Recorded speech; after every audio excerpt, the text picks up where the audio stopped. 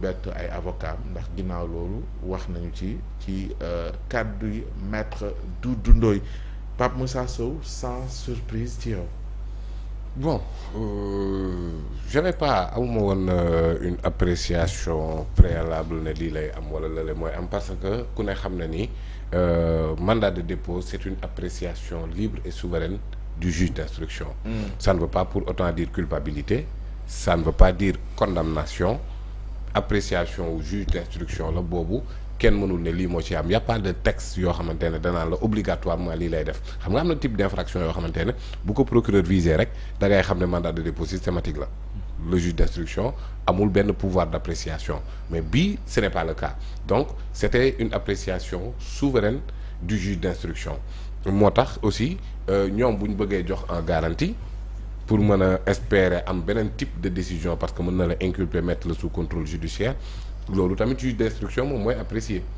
Et il a refusé parce que foofu it peut-être gis naa ne mën na am incompréhension. Genre am na benn poste bu may gis sax yaayu Serigne Saliou maa ngi koy nuyu au passage ñii joxe nañ ci suuf. kii lu tax ñu joxe ci suuf ñu kooku. justement bokkul ak joxe ci suuf. wax ñu. bokkul ak ne. Farba Ngom bëgg na delloo 31 milliards du loolu la. lan la c'est-à-dire garantir benn somme wala ay biens pour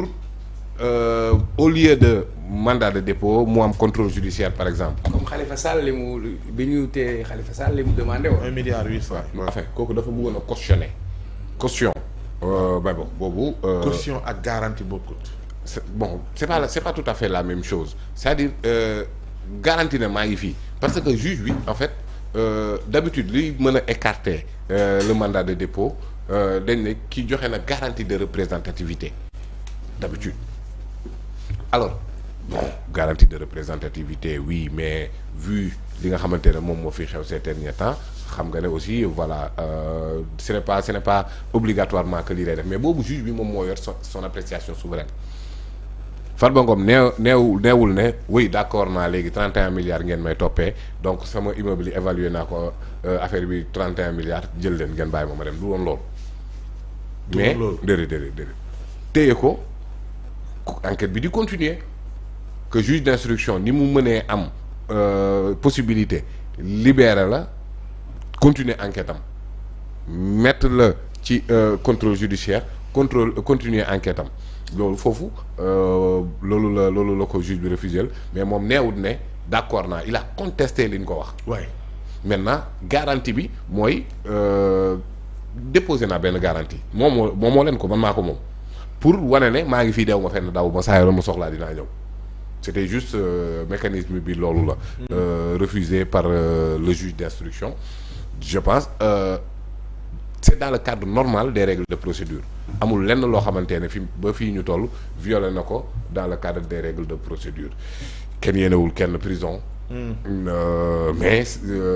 dura lex sed lex. la loi yi dure c'est la loi. c'est la loi bi nag instant bi li mu prôné amul lenn loo xamante ne jusque là kenn violé na ko ci. ba léegi sentiment wu ay avocat bi ñu génnee maître. waaw mais xam nga Pape Ousmane d'accord du sentiment wu mais ban bëgg naa ku ne lii jaarul yoon nga ne telle disposition lañ violé ce que les avocats n'ont pas fait. jusque là si ba ci déclaration bu mujj yi defu ko. amul waaye il a été dans les généralités. que ni dinañ ñëw te dinañ wane ni lii am ni yëpp dara amu ci te seen client dana génn. waaw loolu mooy seen rôle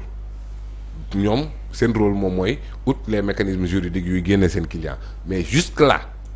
nee naa la il n'est pas condamné sa présomption d'innocence est intacte juge d'instruction mi nga xamante ne moom lañ jox ce pouvoir d'appréciation. Est-ce que dalay bàyyi nga dem mu continuer enquête am est-ce que dalay teg mandat de dépôt continuer enquête am parce que li amoon bee passé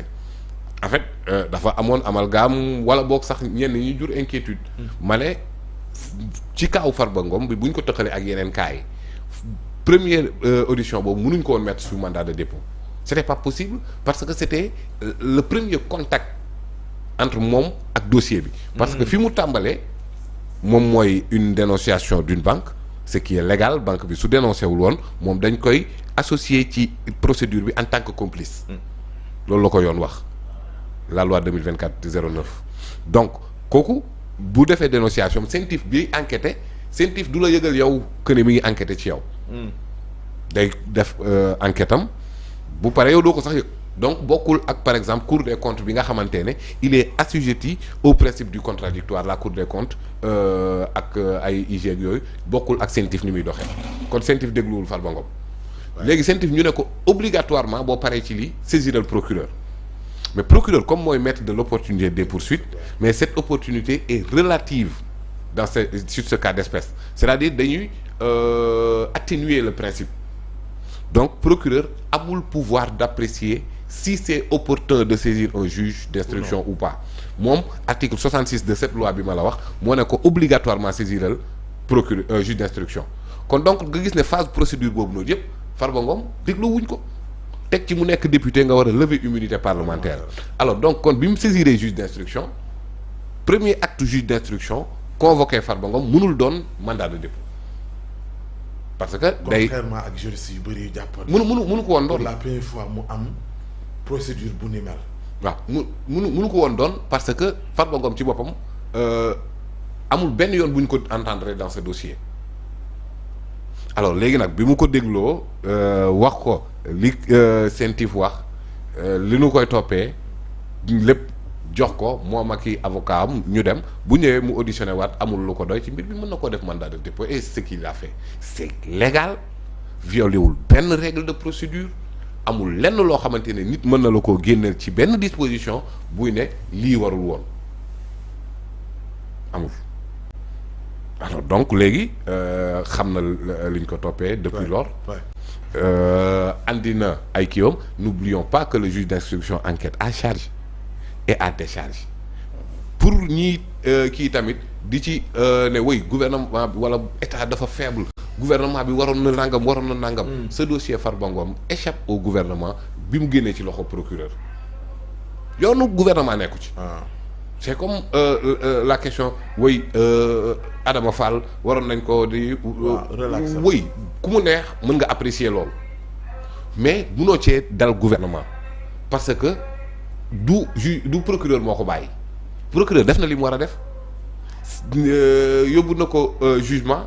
def na réquisitoire am mënatul def dara te juge bi nga xamante ne mooy àtte kooku amul kenn ko am mainmise ci moom ci biir gouvernement amul donc nañ comprendre que ni dossier bu génnee ci loxo procureur gouvernement amatu ci lu mu ciy kii procureur moom moo dépendre hiérarchiquement ci ministre de la justice donc Adama Fall bàyyi nañ ko loolu gouvernement bi mënu ci dara parce que gouvernement du dem di wax ak juge bu mënti doon nag muy juge d'instruction comme juridiction de jugement mënul wax ak moom bu boobaa lañ doon xeex la ñuy continuer di jéem a revendiquer genre que le gouvernement dugal loxoom ci justice loolu mënta nekk gouvernement procureur rek la mën a waxal et que procureur def na li mu war a def dans ces affaires là toutes ces affaires dont on parle procureur def na ci li mu war a def léegi nag effectivement juge bi bu defee kiiwam mën nañoo toog nag apprécier peuple au nom de qui la justice est rendue mën nga ne lii infraction bu leer la wax dëgg yàlla waroon na mën a am daan pour que société bi organisé wu ci place publique bi ku ci nekk di wax ak yar ak teggin man loolu laa gëm c'est mon intime conviction mais intime conviction boobu noonu yow ci décision wu juge bi ngay commenter mais ce n'est pas une faillite de l'État parce que procureur def na li mu war a def léegi nag jusqu'au moment où l'on parle Farba Ngom est présumé innocent. nu ñu ko war a tuddee prévenu wala. oui mise en cause il est mis en cause dans ce dossier wax nañ ko lan la présomption d'innocence mi ngi fi ces droits de la défense sont toujours là. En tout cas amul lenn loo xamante ne ci règle de procédure yi violé nañ ko léegi nag moom ak ay avocats am ak i ñooñam bu ñu gëmee ne il est innocent nanu andi la preuve de leur innocence mais amul benn charge de la preuve bu bennu déedéet parquet financier bi def ay accusations moom mooy apporter la preuve que ni lii Farba yow yaa ko def Farba bu jàppee ne defu ko qu'il apporte la preuve que ni defu ko c'est aussi simple que ça amul lenn lu fiy jur ay acharnement. donc y a pas renversement de la preuve. non bii amul loolu bii neewuñ la yaa am nangam andi ñu preuve que ne defoo ko fii amul loolu fii am na double degré de juridiction. fii am na commission d'instruction bu leer. kon wute na ak créé. bokkuñu dara donc les droits de la défense sont respectés la présomption d'innocence est respectée bu dee am na la preuve de son innocence na ko génne. Le dossier n'a rien de politique ndax amul benn acteur politique xam nga nee naa la procureur ci kii la dépendre.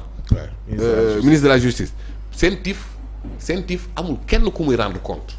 CENTIF du la yëgal sax yow maanaam les autorités de l'exécutif CENTIF dépend du ministère des finances du ko wax sax buy enquêter du ko wax sax ci li muy enquête buy def rapport annuel am même ci biir enquête yi rapport annuel am daf naan la def naa 10 enquêtes du ko wax enquête bi ci kan la du ko wax enquête bi kan la ministre de la justice boobu noonu mënul saisir CENTIF premier ministre mënul saisir CENTIF président de la république mënul saisir CENTIF boo demee ci loi bi ko organisé 2024-09 article 5 bi dina wax ñan ñoo mën a saisir CENTIF ce sont les banques les assurances notaires impôts douane les organes assujettis ñooñu ñoo mën a saisir CENTIF kon donc dossier boo xamante ne tàmbali na ci CENTIF kenn mënu cee am une connotation politique